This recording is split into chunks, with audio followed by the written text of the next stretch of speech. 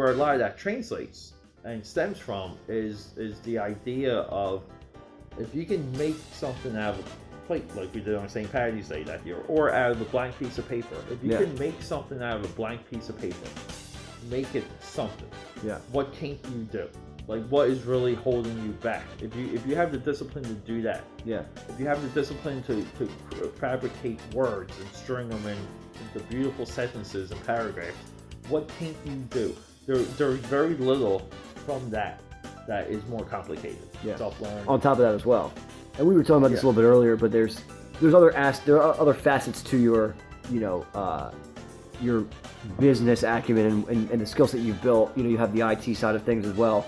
But this kind of it's a trickle effect. You start with the artwork, and then how did you bridge that from artwork into where you're at now? I was always black and white illustration. I wanted to draw comics.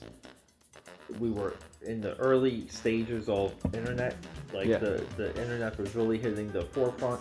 With Al Gore. Yeah. The creator, apparently. Yeah. I needed a showcase. Never having any money. Yeah. Okay. I taught myself website design with Microsoft Front Page. I went to Best Buy, bought it.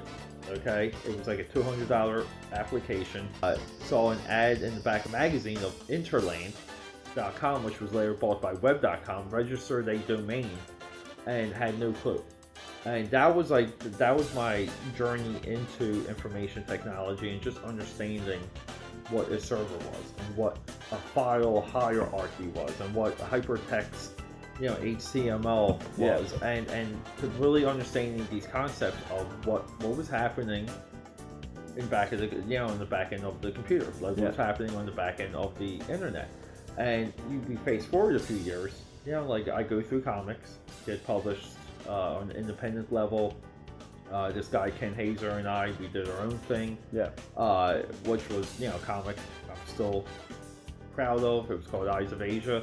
That led into a run of independent work, and I was able to sustain myself. Like I was able to carry myself for about 2 years after Eyes of Asia came out. But even in the confines of that relationship, the drawing just wasn't paying enough bills. It just wasn't doing enough.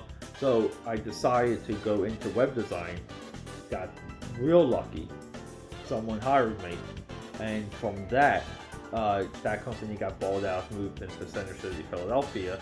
We expanded that, ran a design firm for about 6 years. That was called Design Pros Media. And through this time, I just had a mentor. I had a very smart dude, mean guy. Yeah, great mean guy. Okay. Which is funny, goes together with a lot of good mentors that get that, again, similar mindset. They are mean to people that they're mentoring, but that meanness doesn't stem from the fact that they're trying to be mean.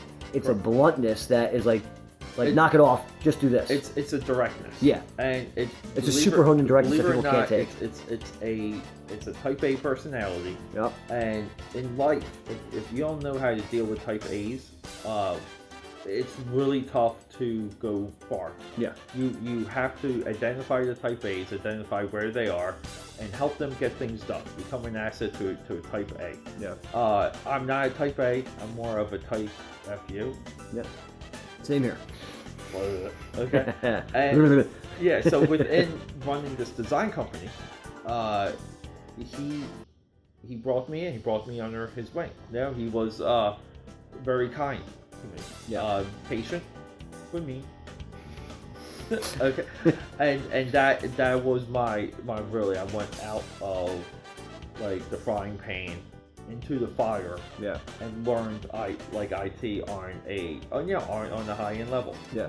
And so at that point, when the design company dissolved, because we just had to let it go, it was taken away from some of the IT contracts. The IT contracts were just chasing the money, chasing Kizash.